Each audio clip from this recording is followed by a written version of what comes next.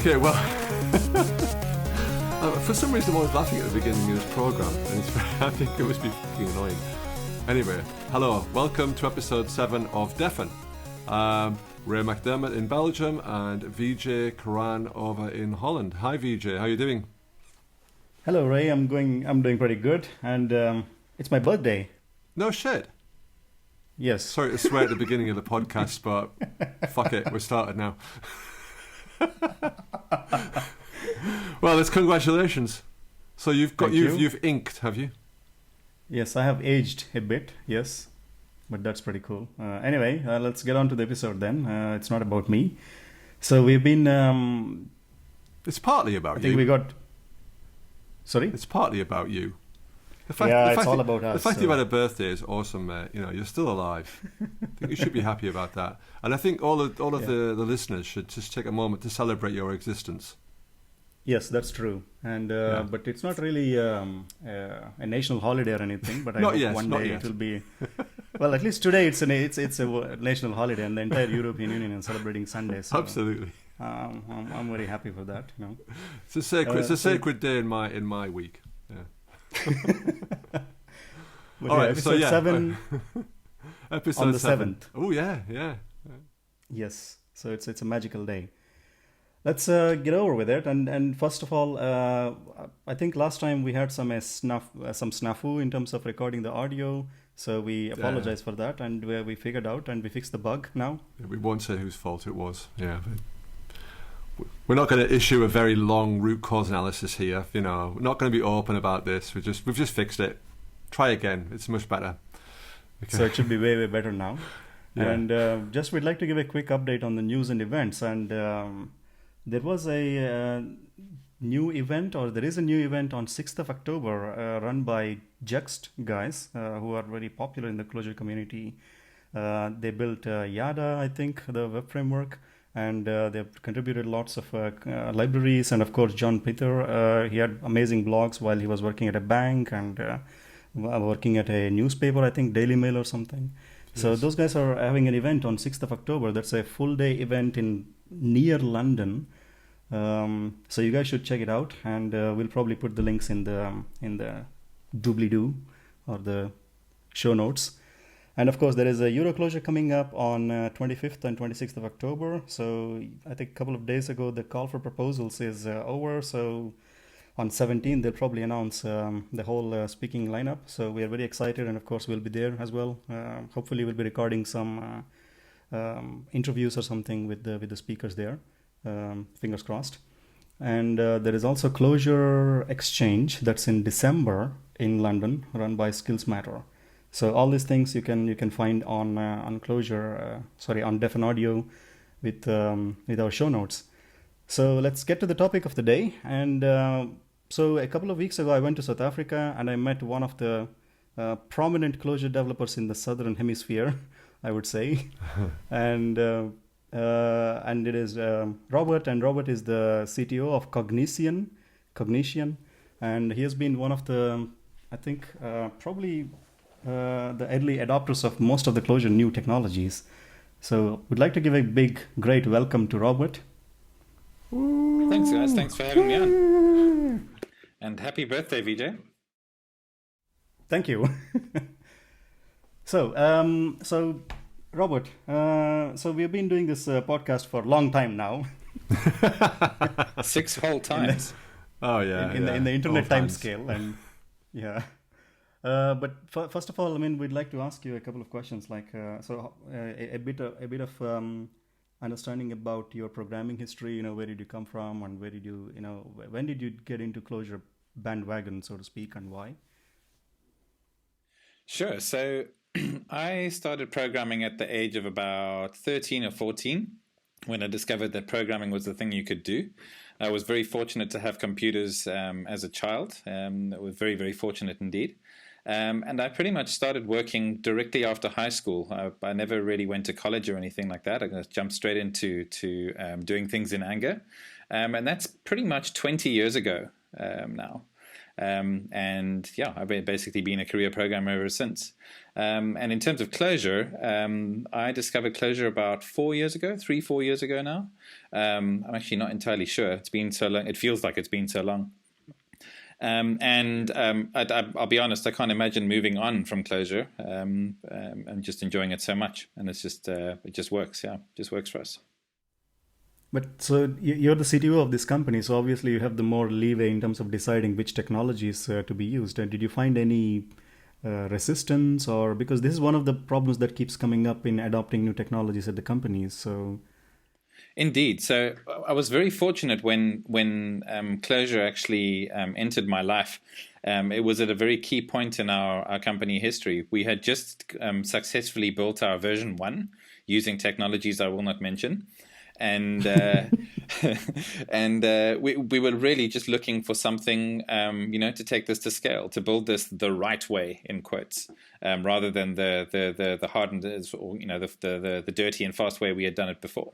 And I had looked at lots of different technologies, and basically the tentative plan was, well, we'll just do it with Rails, and we'll use MongoDB as our database.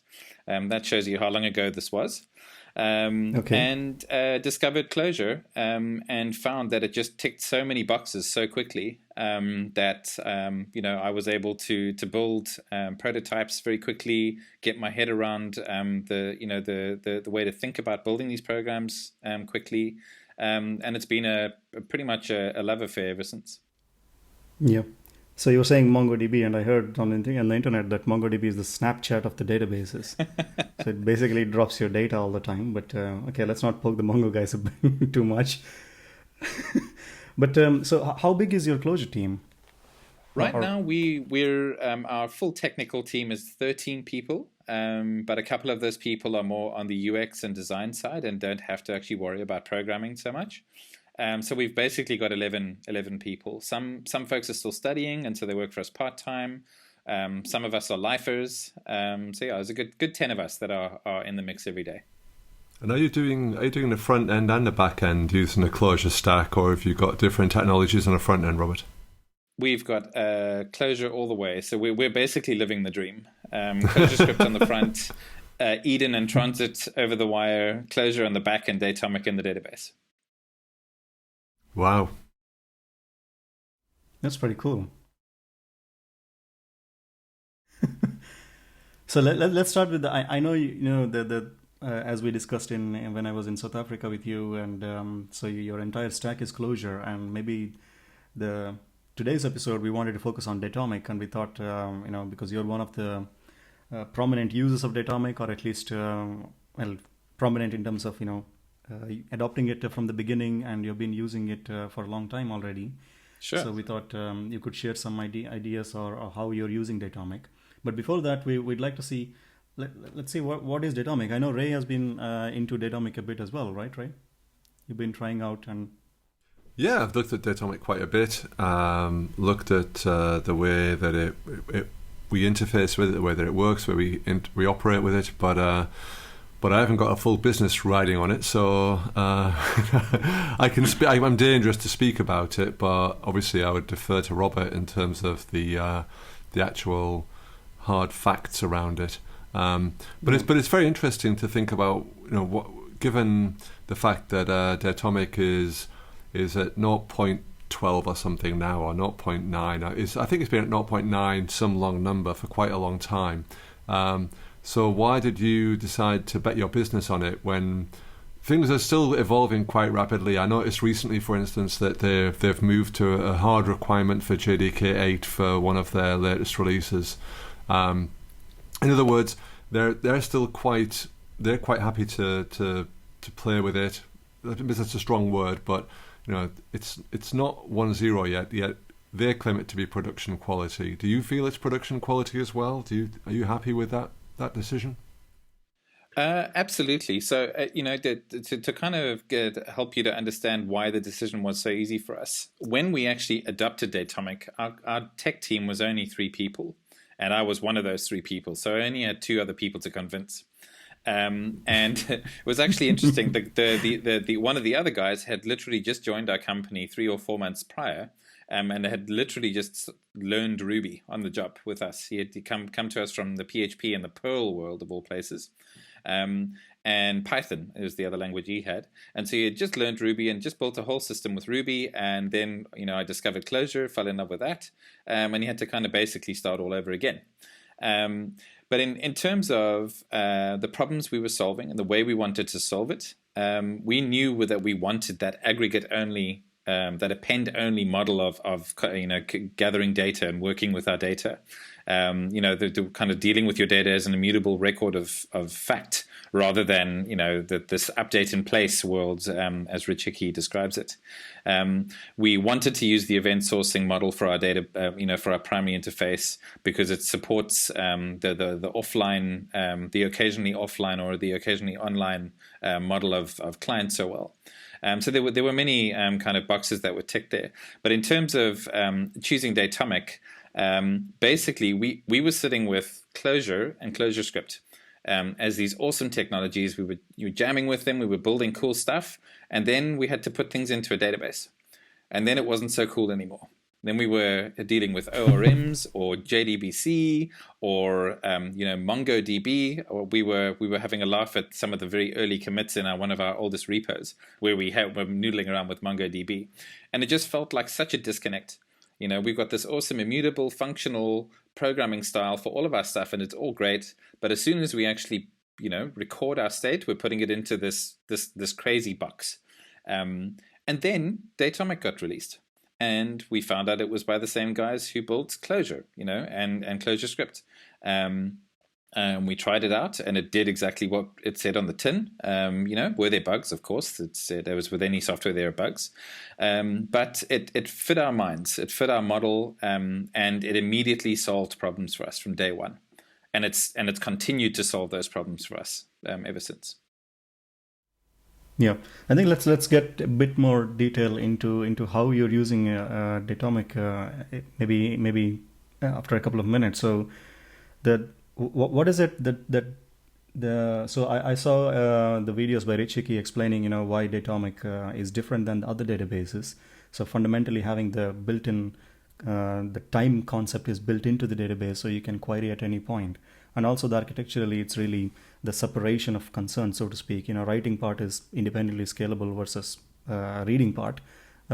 So can you give us some idea about, because obviously Datomic is a closed source database, so it's very difficult to poke into and then get an understanding of it. So it's primarily from the documentation, at least for me. So I didn't use it in production. So can you give us some idea about the architecture of the Datomic and how it differs from the other databases?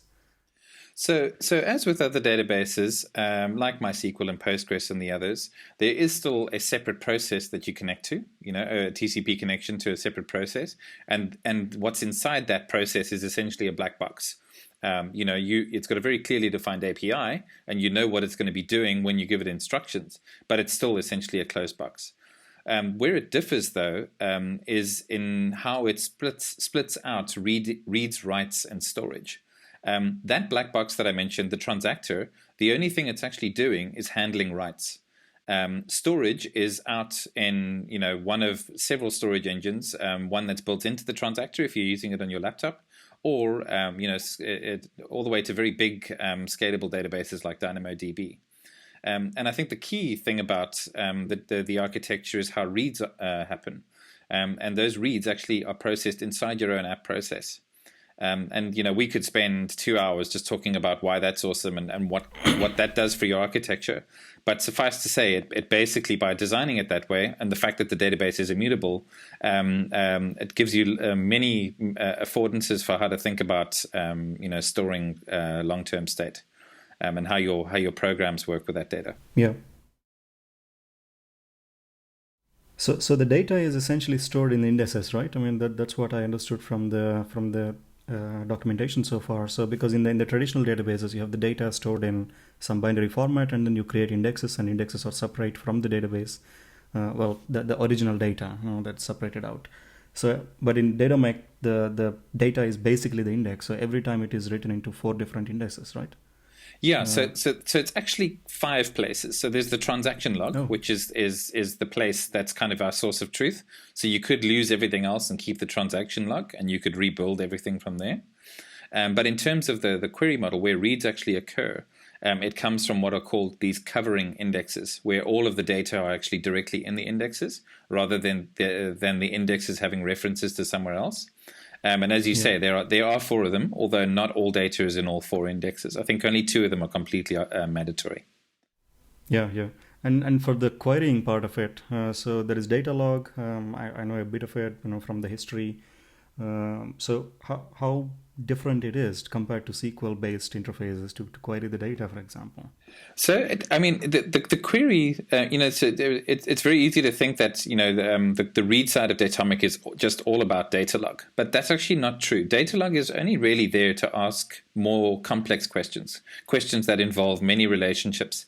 Very, very often, all you're doing is getting a reference to one entity in the database and then, reading out some of its attributes. And you don't need data log for that. Similarly, you may just be getting a flat list of all of the entities that have a given attribute, and you don't need that. You don't need data log for that either.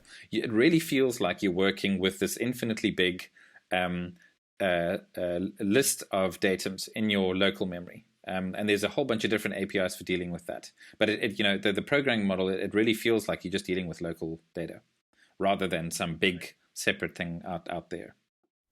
I remember some time ago, probably it was Stuart Holloway's video or something, saying that the data log can work on any type of data. It's not necessarily linked to Datomic. And he's one of the things that he pointed out, that if you see the query, the last part is the DB, and then you can add multiple other data sources to it. So you can actually query from multiple places and mash the data together. So how real is it? I mean, do you think did you use that kind of stuff in your, or do you use that in your applications? We use it, and we use it in anger. So when we first put our system together, we used 2 databases. We've since transitioned to using a single database. But for a long time, for a good year and a half, there were queries across multiple databases in a single data log query. We have done things like query against a history database and the now database in a single database query. And then the kind of the speculative queries, where you create a new database that uses a transaction that you haven't committed yet, and you do queries against that and your actual database. So they basically it does what it says on the tin. It is completely separate from storage. You can just give it the correctly shaped data and ask that data questions directly. So Robert, I think you mentioned the history and the current database. Are you referring to the same things there? Yes, so the history database is essentially a different view over the same data. Normally, when you take a Datomic database, you're looking at what was true as of a certain point in time. So you only look at the things that have been asserted, added to the database up until that point in time. Whereas if you take the history database, you're saying, give me all of the assertions and all of the retractions. I want to see the history of this entity. Show me not only when things were added, but also when things were removed. And so you can do things like build up an activity stream, say, for an entity, and actually list out all of the metadata for each of the things that happened going back in time. So the 2 databases are aliases for the same data store. Yeah, it's essentially like a SQL view. You're basically building a view over an index, and the index is just arranged differently in the history database, in that you also get all of the retractions. Yeah, okay, so there aren't 2 separate databases, with foo being the current view, the current database, and bar being the history database. In fact, they're just 2 views of the same Datomic database, the physical database of Datomic. Exactly. So I think there's maybe some clarification of terms that we can do there. Once you get used to using Datomic, it feels natural to talk about the database, which is the thing that is referenced by the URI, which is the whole thing, and then a database where you take a reference to a particular point in time and you query against that database as a value. So if you want to think about the big all-encompassing thing, you can think of that as the fact store. That's where everything is, the storage. And there are multiple views into that storage, one of which includes retractions, which is also known as the history database. So, Robert, as far as schema is concerned, what do you do with that kind of stuff? Because obviously in Datomic, you have to declare the schema at the beginning of your database life. You have to define what the types of the data are. And, compared to Mongo and other kind of schemaless databases, that seems to be more of a barrier to entry. Obviously, you have to evolve things as you add data, as you add columns and things like that. Maybe an attribute changes. How have you find those aspects of the Datomic schema? So some of those things are you're right. Some of those things are actually better to deal with now. So when we first adopted Datomic, once you made a schema attribute and gave it all of its values, its controlling values, that's it. You cannot change it. It's going to stay that way for the rest of time. A release of Datomic, I think middle of last year somewhere, they started supporting schema alteration, where you can actually start to alter certain facets of schema. They did not allow you to change absolutely anything, but they did give you an escape hatch, which is to be able to rename schema. And so the absolute worst case, which would introduce a lot of transactor overhead, is that you can basically make a new schema attribute that does the things the way you need to, and transact all of the values over from the old one. But of course, the disadvantage to doing that is that you lose all of that historical, all of the historical transaction relationships that exist. In terms of actually modeling data, as compared to Mongo, where you can just basically put anything, any valid JSON into your database, Datomic schema is actually super flexible. In the sense that although it insists that you when you name something, that you give that named thing a type and a cardinality, which is to say that an entity has only one of this, or it has many of this. It doesn't impose any restrictions on how you compose attributes together. So you can have an entity with one attribute, user email. You can have another entity which has the user email attribute, a user full name attribute, a user password attribute. So in that way, it kind of takes the best of the schemaless approach, which is to say arbitrary composition of attributes, but it has the best of the kind of the typed approach, which is to say once we have a value to talk about, it's going to follow some very strict rules. And in that way, you essentially get kind of rectangular databases where if you want every entity to have exactly all of the same attributes, that gives you a rectangular SQL-like experience. But then you can also have a graph-like database where you basically got the Wild West. You can connect anything to anything else. And we are kind of, one foot in both pools. Yeah. We have large collections of entities which are identically shaped, and then we have large collections of entities which share no shape with anything else in the database. And we use, both of them interchangeably, and it's not a concern. Is it okay if we ask you what is the size of your Datomic cluster? Is it sure. Trade secret or okay? Go ahead. So in terms of our, do you mean in terms of our hardware? Yeah, like how many? I know you're hosted on AWS, right? Amazon Web Services. Yeah. So how many transactors? Obviously one probably, and then how many peers do you have, and how is it deployed? So we have in the Datomic world, you can only have one active transactor. So it only makes sense to have one standby transactor, and we certainly have both of those. And those are on C4 largest, I think, 2-core 4 gig RAM machines. Then we use DynamoDB as our storage, and we had to spend quite a bit of time tweaking the read and write provisioning for that. Because for the most part, when putting things into Datomic, it's lots of small transactions, which uses a very low write throughput. But every now and then, it has to do an indexing job. And indexing jobs are very short periods of big write, So we had to do a bit of head scratching there, but we got it right. And then in terms of the number of connected peers, so we are currently on 12 peers, and I think we have one spare. And the transactor itself, consumes one of those licenses, and so we basically have 10 connected peers doing various things. in the traditional database world, I think there are a couple of things that come up every now and then, like the tooling that you can use to manage the database or query the database. And the other one is that whenever you put in a database, then people will ask, okay, how about full text search? So there are add-ons, or there is probably Lucene or something that you're going to use. Yeah. So of course, this is a two-part question. So one thing is about the tooling, like what kind of tools that you use. And the second one is like, do you use any additional indexing things apart from it for searching and these things? So the best possible tool you can use with Datomic is a closure REPL, by far. Oh, because it's got the full API, it's got the full benefit of all of the existing source code you've written around your database, which is really where the rubber meets the road. You can't reason about a Datomic database without also reasoning about the problem it's trying to solve. And so you got to have that stuff on hand as well. I think 2-3 years ago, when there was a Closure Club thing, I actually built some sort of a small web app to explore Datomic database. That was with the first version of OM, and I find 48 hours of fun time. Yes, so it's almost like a bit of a rite of passage to build one of those. It's great fun.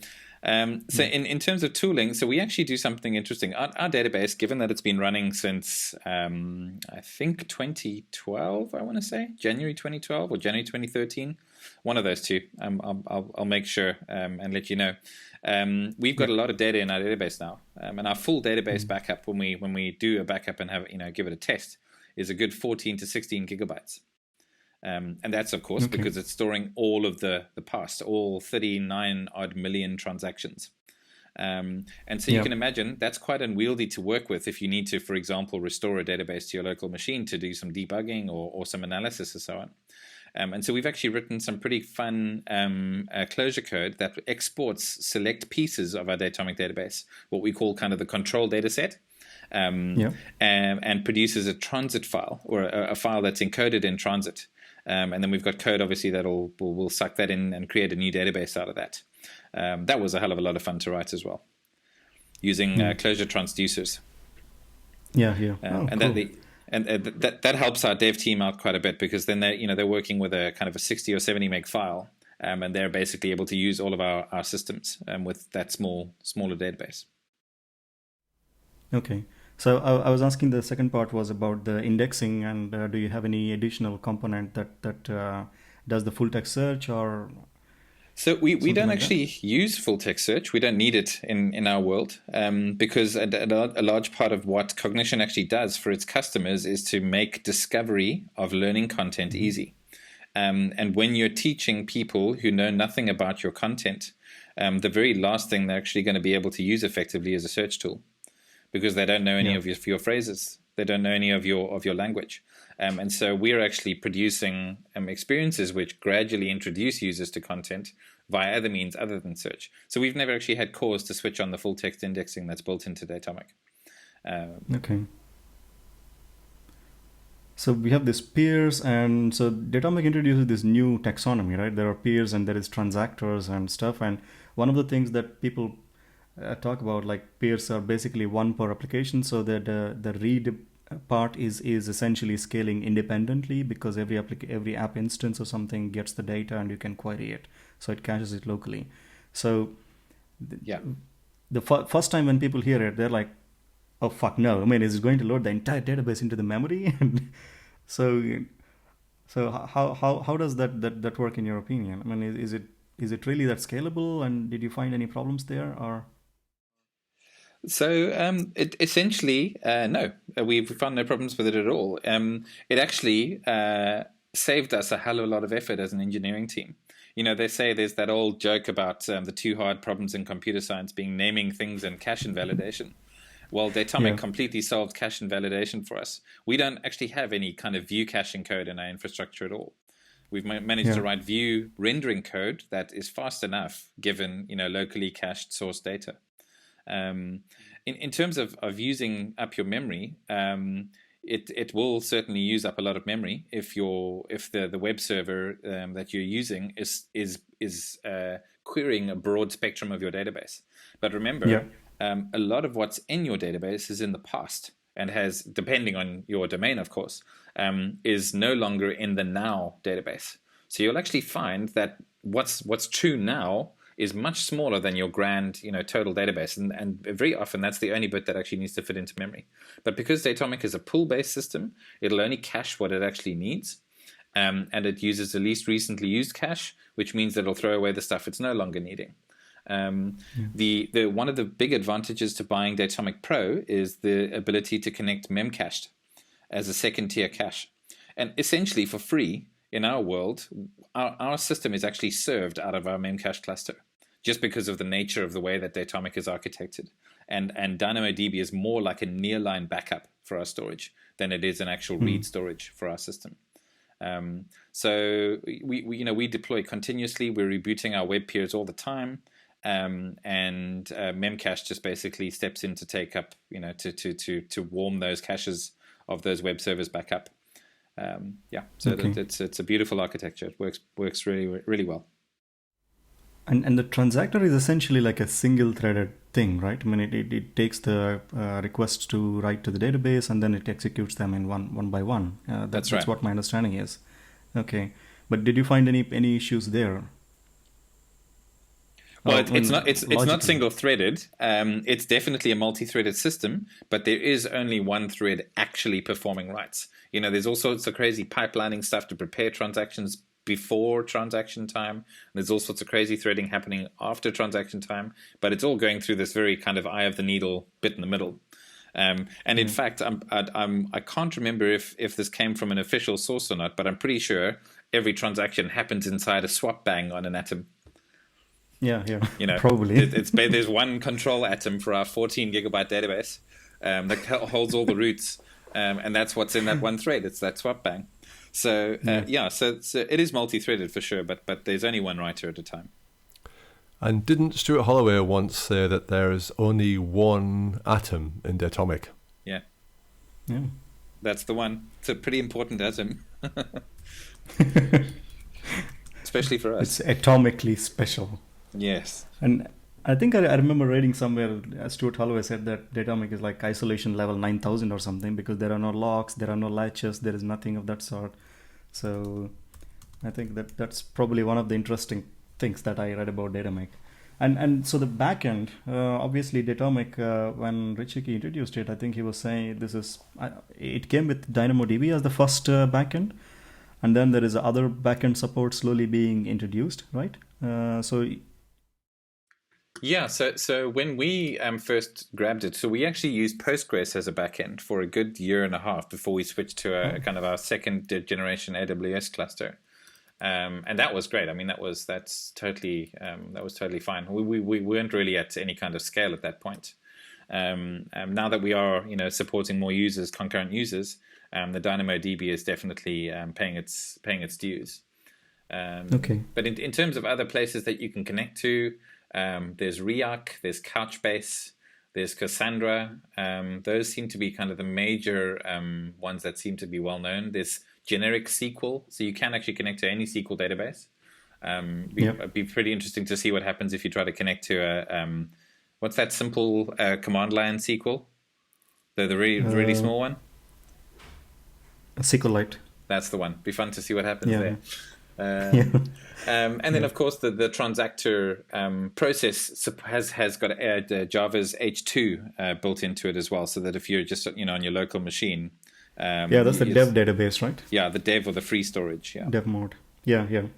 But did you find? So, do you think is there any difference between these storage engines? I mean, using different storage engines, it shouldn't be that much different, right? Because you have an abstraction on top of it, so you really don't care what is in the back end.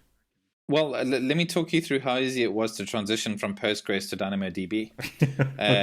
Basically, on the day when we had done all of our homework and our preparations and our dry runs, we essentially took our load balancers down, put up our polite status message saying we'll be back, took a database backup using the Datomic level backup tool, and then restored that very same backup from the that was taken on the old transactor into the new transactor running on the different storage.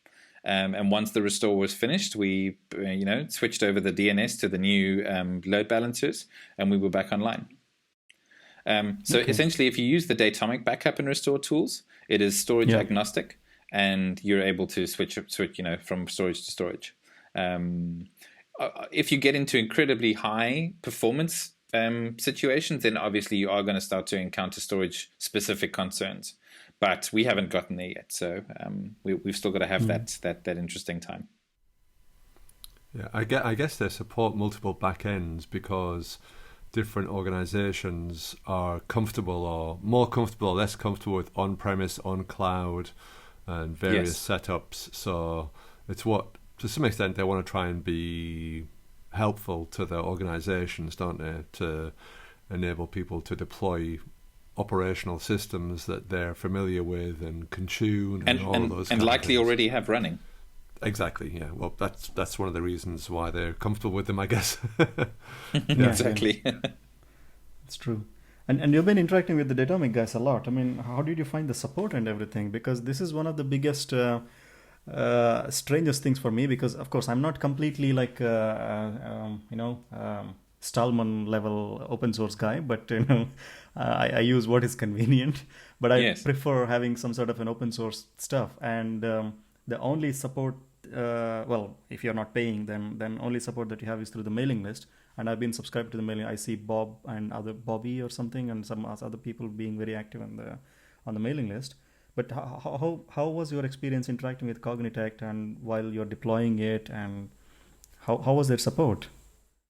Yeah, so we officially bought our Pro license basically 2 days before we actually switched everything on for production use. And then up until that point, we were essentially, in the Google group with everyone else. But because, I had an open conversation with the Cognitect folks about it and what our plans were, they very kindly, reviewed how we were going to put things together before we actually officially bought our license. We found that the support was good. And then once we actually paid for a license and we were now kind of had official email support, we leaned on it, and we leaned on it a lot. And the support was excellent. Mostly because at the time that we were doing this stuff, it was when Datomic had first come out. And I'm sure that team was hungry for that feedback. We were one of the very first people to pay for it and to put it into production use kind of right away.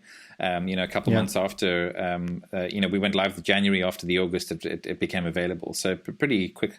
In that kind of world,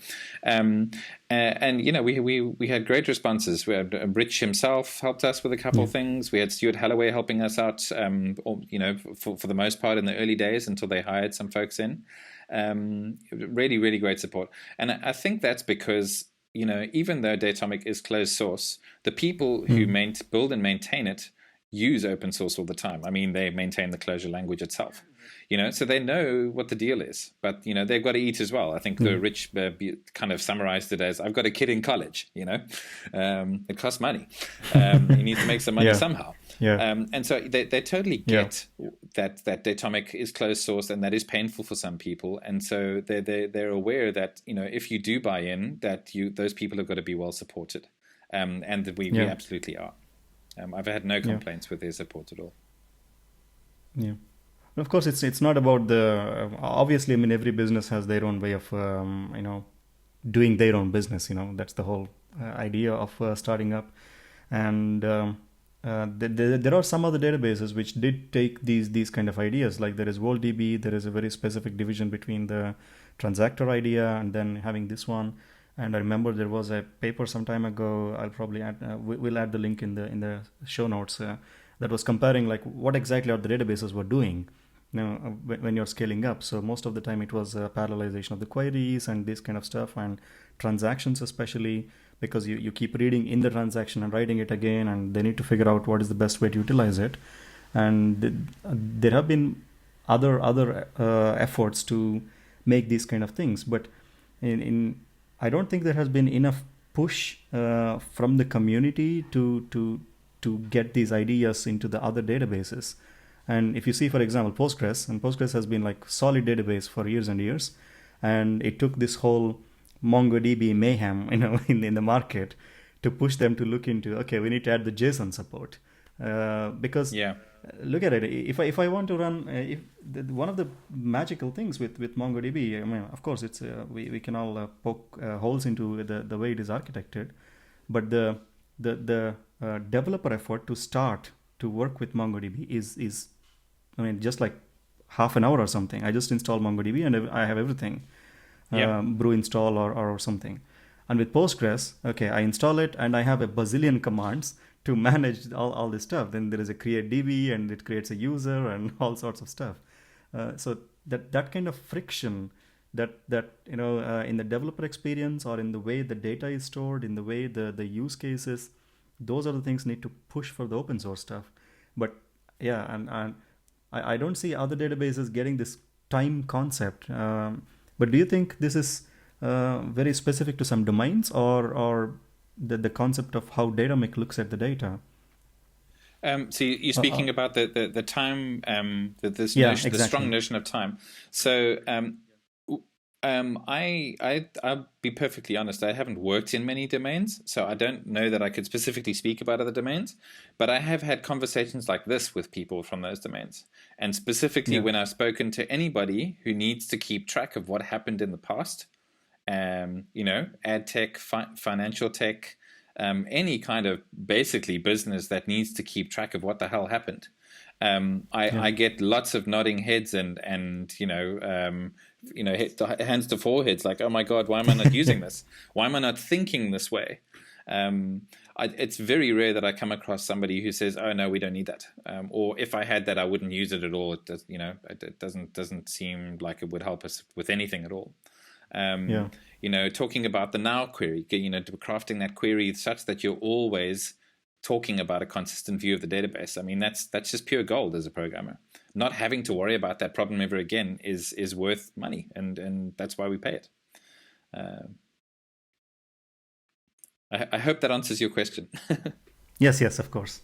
There's actually a related database standard to do with time. SQL 2011 included the notion of time into the SQL standard, the ANSI SQL standard. Interesting. And actually, when I was doing some research on this, I noticed that, bizarrely, DB2, the granddaddy of databases, actually was the first one to adopt this notion of temporal time into its databases.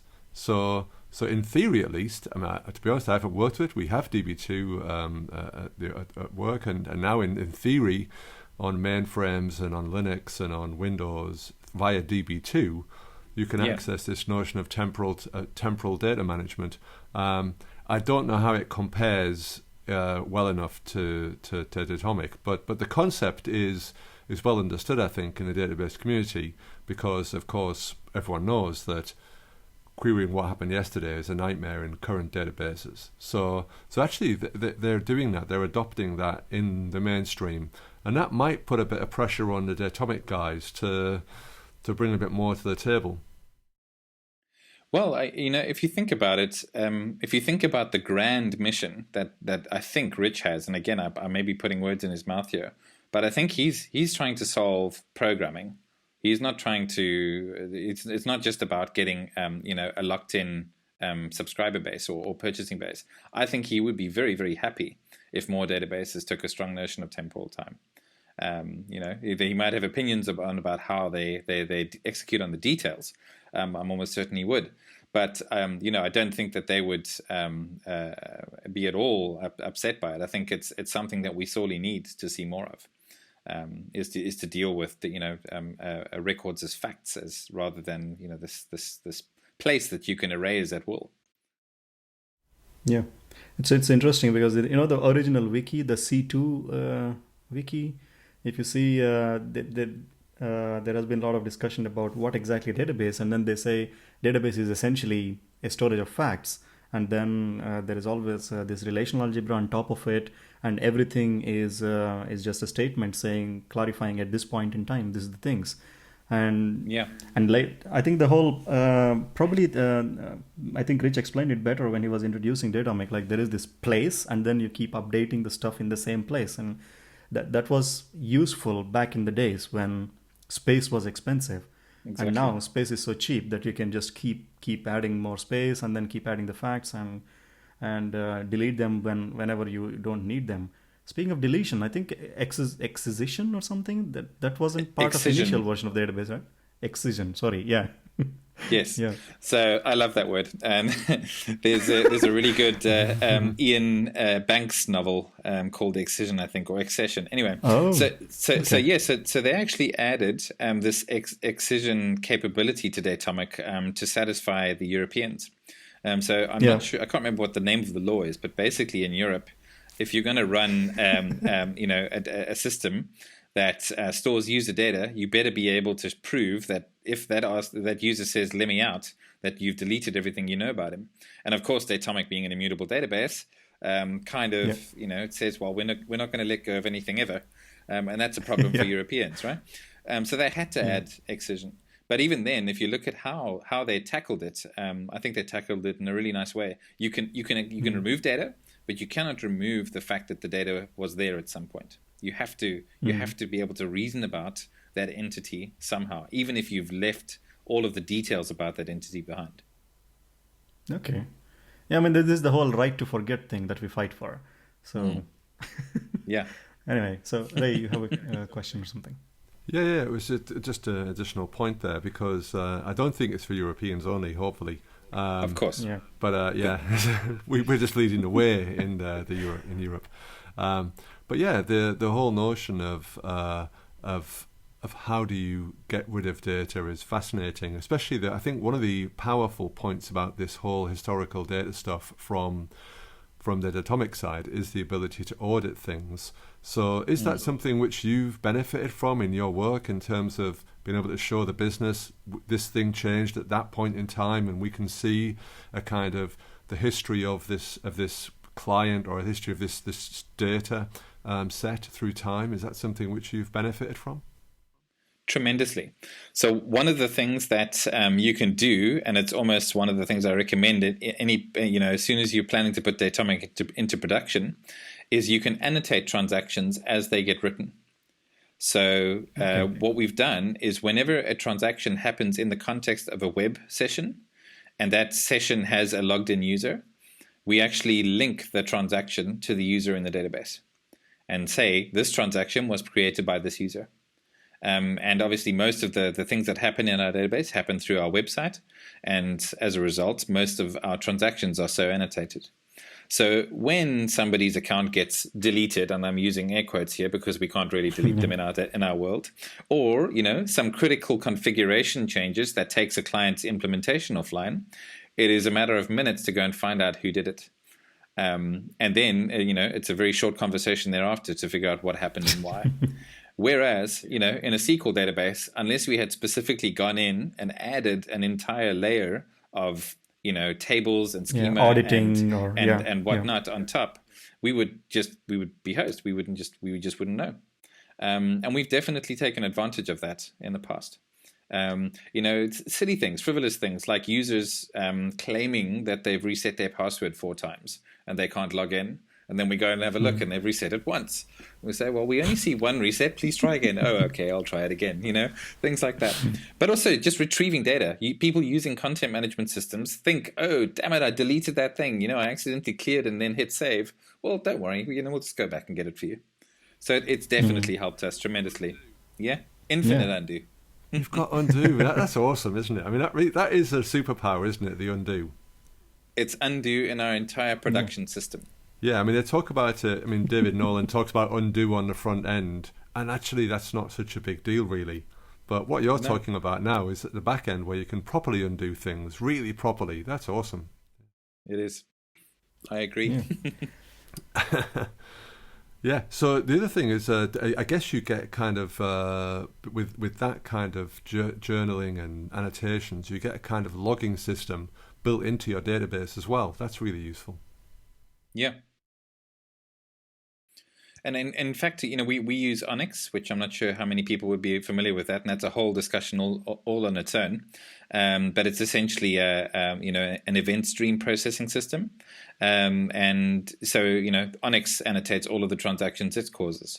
as well. So if we ever wanted to understand a stat change or some sort of a calculation that went off, it's pretty easy to track down, that it was actually one of our systems that caused the problem rather than one of our users.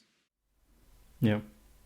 That's okay. Nice. One maybe to move the topic on a little bit. We're just coming up here is the tooling around Datomic. How do you find that, Robert? I mean, I know you've talked about the REPL, but what about some other stuff about, like, for instance, I played a little bit a while ago with some of the functions in the database, the stored procedures. And we're kind of we've been told over the last 10, 15 years that stored procedures in databases are a bad thing, that they're architecturally horrible.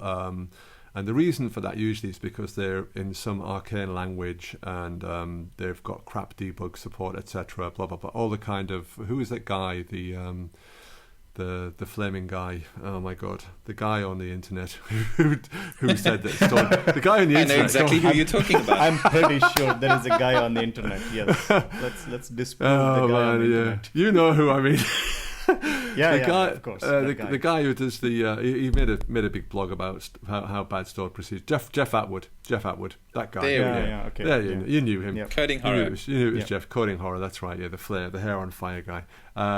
He made a thing about the stored procedures being bad, etc. And I've used those arguments to try and kill stored procedures in many projects. So I was just wondering whether you've actually used stored procedures, because I found even the Datomic stored procedures, although they used closure, which is really great, we're still lacking a little bit in terms of tooling, and didn't quite answer all of those questions about how do we use stored procedures in a great way.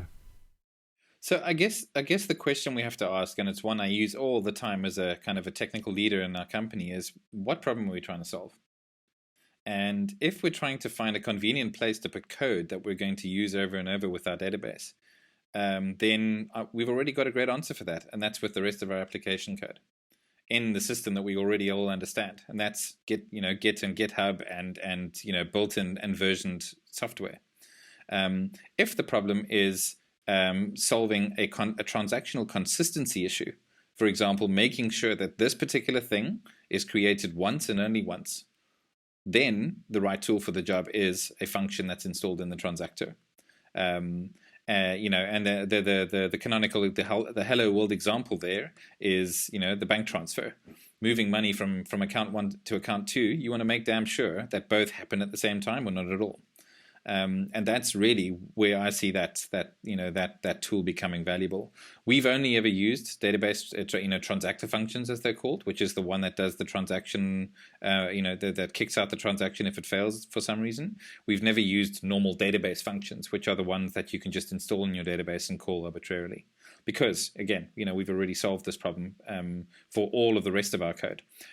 It may help to clarify why that is. The only database we use is Datomic. The only language we use is Clojure. So if we talk about a database at all at any point in any of our systems, it's going to be about Datomic anyway. So if we decided to use database functions, we would and we wanted to do so consistently, we would end up with a lot of code in the database. And that would lead to, the problems you were alluding to with stored procedures, which is it's hard to reason about that scale of code organized in that fashion, I think, anyway. I've never tried. Git is wonderful. GitHub is wonderful. Why throw all of that away? Yeah. Well, you don't get all of the other things, do you? You don't get all of the tooling either, all of the debugging and all those kind of things. Well, you can, because it's just a normal Clojure function, you can, you can just run it in your Clojure REPL and do all the usual things you can do to functions in your REPL. It is running in the same runtime, which is to say Clojure in the Java virtual machine. So I would argue that you do have all of the typical tooling you would have. When it actually gets run against your production data, maybe not. But in terms of testing the function, I think you're okay. Okay.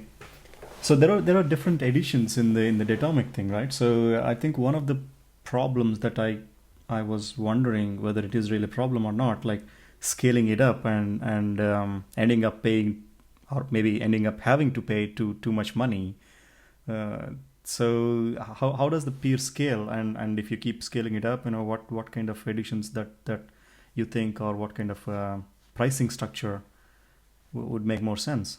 So this is actually a really fascinating question to ask, because we're actually grappling with these problems at the moment.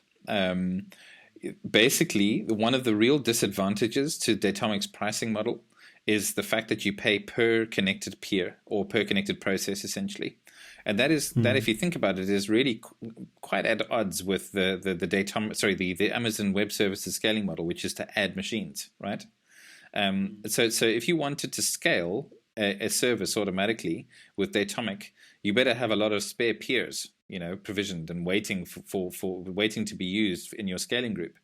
And if you don't, then you have to start to do other things. So basically, what we're looking at right now, and Amazon makes it easy because their pricing makes this easy. 2 machines cost the same as 1 machine that's double the size, right? So they've kind of taken that concern off the table. But essentially, we're looking at, and we're in the kind of the performance and load testing space now, looking at what kind of performance we get out of more machines versus bigger machines.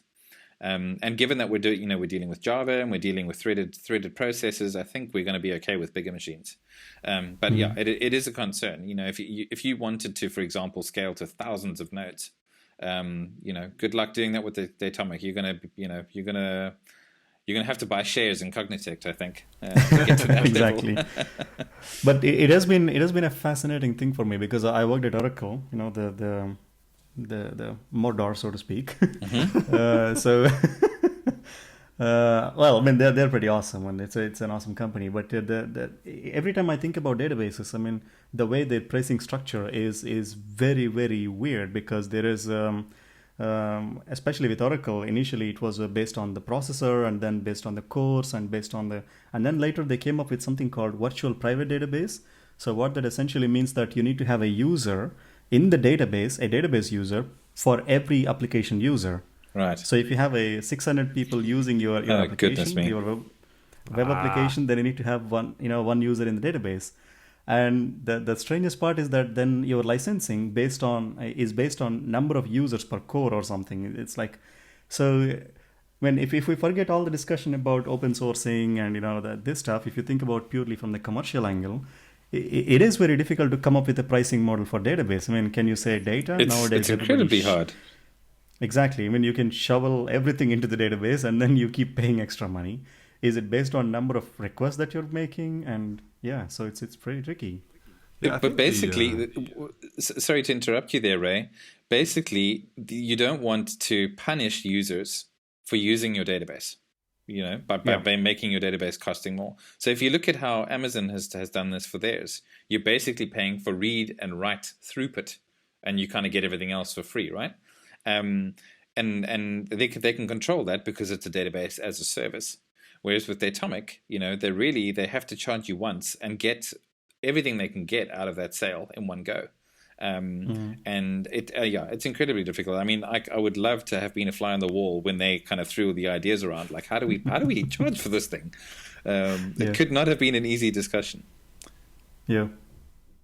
Well, I guess there's 2 answers to that, isn't there? One answer is that eventually they run some kind of service, and then they do some kind of, like you say, pay on kind of transaction throughputs. Then the other answer is, I guess you could say, well, again, you should pay for what you use. So here is like Oracle and Co often do. They give you some kind of golden license or silver license or whatever, and that entitles you to use the product. And then you have to have some audits. The dreaded database audits. And actually, let's be honest, Datomic should be pretty good at that, So, given what we've just said, yes. I think they may have a leg up there. Yes. So yeah, I mean, I would have thought there's something like that where you can say, okay, well, for this burst capability, which is a great point actually, because what you don't want to do is you don't want to go with this vertical scaling where you have these big machines, because that costs a lot of money on Amazon. You want these small machines which you can just burst out, and then you want these sort of rear view mirror style licensing models where you can say, if I've You pay used for what you've used. Yes. Yeah, exactly. So if I've used 10 machines on average this month with a high of 100 but a low of 2, well, I'll just pay it out per minute or whatever, and that shouldn't be too hard to come up with, I think. But then again, like you say, I'm not in that room, so it's easy for me to spend that money. So think through the difficulty of that. So for us, I mean, that if that was Datomic's pricing model, that would be a nightmare for us, because it would be absolutely impossible to budget for. Yeah, we just don't know what we're going to need, because our business model is a SaaS based business. So we're charging for users, but we're charging per annum, and we're charging in bulk rates. We're charging for thousands of users at a time, so it's heavily discounted. So we could get we could suddenly have 30, 40, 50% of our user base all come on at the same time. Cause us to spin up 50 or 100 servers, and then we're on the line with Datomic for more than we can afford. Whereas even though it's expensive to pre-buy processors or processors, and to have some in the bank for scaling, it is at least a manageable cost in that we can budget for it, and we can plan ahead for it. And once we've paid that cost, we have a band of space to work with. Yeah, but I still think that what you're doing is inimical to what most people want to do with the cloud. Absolutely. Because totally having to have this kind of fixed capacity is quite difficult, I think, for many organizations, especially bigger organizations that want to scale out to tens of thousands potentially, or, well, let's just be realistic at the early days, tens to hundreds of nodes. But they want this openness to be able to go towards bursting towards several hundred nodes. I know that the company I'm doing a lot of business with wants to do that, and it makes it difficult to sell Datomic in that organization. It absolutely does. I can totally see that. Yeah, so I think it's definitely if Cognitect had to engage the community on this point and talk about their thoughts on that, I would be all ears, because it is an area of pain for us at the moment. So I think before we continue, or at least I think we spent almost 1 hour already. So oh my goodness. Yeah, the time keeps floating, and so one of the things that I was curious about, or at least comparing with other databases, for example, most of the databases have drivers or clients in every language possible. I mean, like from JavaScript to C# to everything. But Datomic seems to be fairly focused on JVM languages, or at least as far as I know, there is only Java API, which is first class API, obviously, and then we have Clojure API. So I think it would be much more interesting if we have drivers in different languages, because then people can actually try it out, because these whole hipstery JavaScript thing taking off every now and then, they might be interested in picking up the database. So what do you think about it? So the one of the key disadvantages to trying to do that is the fact that Datomic's architecture largely leverages the fact that its peer library has a cache. So right now, the Datomic, the peer library, the Java library, which you can use from any Java capable language, of course, it has this cache. So there is one basic escape hatch that you can use, which obviously doesn't come with all of the batteries that you get with the Clojure or the Java API, is the REST API. So, just as you would spin up a transactor, you can also spin up a process that runs the REST API. And that gives you basically peer API level access to your database. And so you can, given that it's a REST API, you can essentially talk to it from any language that can talk JSON. And I think that's just about all of them these days. Yeah, that's true. But the REST API, as you said, one of the things when I looked into REST API, that you need to run an extra peer for it. Yes, so, there is that disadvantage. Maybe back in the days, I don't remember though, but I think in the days then when there was the license or the free license allowing you to have only one peer, for example, so that was painful. And also the Datomic console, the application itself, it will also take one peer, or I'm not sure if that is the case anymore. I believe it does tooling. consume a peer. I think basically the transactor licensing code is pretty hardened, and basically anything that's connected is a peer. Oh, okay, yeah.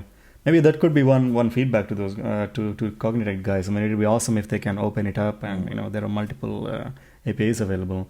But anyway, it has been fantastic to have you on the show, and I think we learned a ridiculous amount of things about Datomic and how to put into production. That's great. And thanks for having me. Thanks a lot for sharing your experience. Yeah, it's been amazing. And of course, we have all the details will be on the Defen audio. And before we wrap up, I think a quick shout out to Nikita. So Nikita is also working with you, right? And he's working on DataScript. And yes, so Nikita joined us in I think it was March last year to work on one of our primary apps. And he's been having a whale of a time because he basically got to join us and use all of his libraries, which he built, to build cool apps for us. And also we have a 20% time for our engineering team, and so he actually gets to maintain those libraries on company time as well. So he's having an absolute blast, and he's producing awesome stuff for us. Yeah. I saw his DataScript thing, and then I know because I've been following him on Twitter and like everybody else, and every time he comes to the Clojure Cup, he builds amazing stuff in 24 hours. And he also did that using DataScript last time, so it's pretty cool to see. Yeah. And I think maybe one day we'll have him on the show and then talk more about his Clojure experience from the cold north. Oh, you totally should. I think he'd have a blast doing that. Yeah, of course. And obviously you're maintaining this Clojure codex, right? Compiling all the details about Clojure World, Robert. Yes, so that was really just a way for me to kind of build something in Clojure for fun rather than for work, although the work is fun as well. And to find a way to kind of put stuff out there in open source that I can share, that shows kind of the lessons I've been learning. And in fact, I updated the codex recently to take advantage of DataScript and Rum, which is Nikita's React wrapper. I'll share the link to the source code. It's a nice little toy example of how to actually bring DataScript into use on the front end whilst using data that originated from a Datomic database in the back end. Yeah. Okay, so that's pretty much it for today, and that's all, folks. And you can find Robert on practically everywhere on the internet, and he's on Twitter, and he's very active. I remember talking to him a long time ago on IRC, and then he's also very active in Clojure in Slack community. So if you have any questions about Datomic, now you know who to ask. Yeah, I welcome it. Obviously, apart from the Cognitect guys, but yeah. And so we'll post the notes on Defen Audio, and the MP3 should be available on SoundCloud and iTunes. And we've been very happy with the feedback that we're getting so far. So please keep it coming, positive, negative, anything. And as you know, this is one of the best, probably the best vegetarian Clojure-oriented podcast in the world right now, beaming into space. So and we'd like to thank Pizzeri for giving us permission to use his music as intro and outro. So this awesome stuff that you're listening to in the beginning of the show and at the end of the show is made by him. And he's Melon Hamburger, if I'm saying correctly, Ray. I think it's, Melon Hamburger, okay. Yeah. That is Melon Hamburger. Yeah. So find him on SoundCloud, and you can find the links in the show notes. So that's it from us, and we'll talk again in a couple of weeks with a new topic in Clojure World. Okay. Thank you. Yeah, thanks a lot, Robert, and it's been a great pleasure. Hopefully speak again soon. Thanks. Bye. Bye.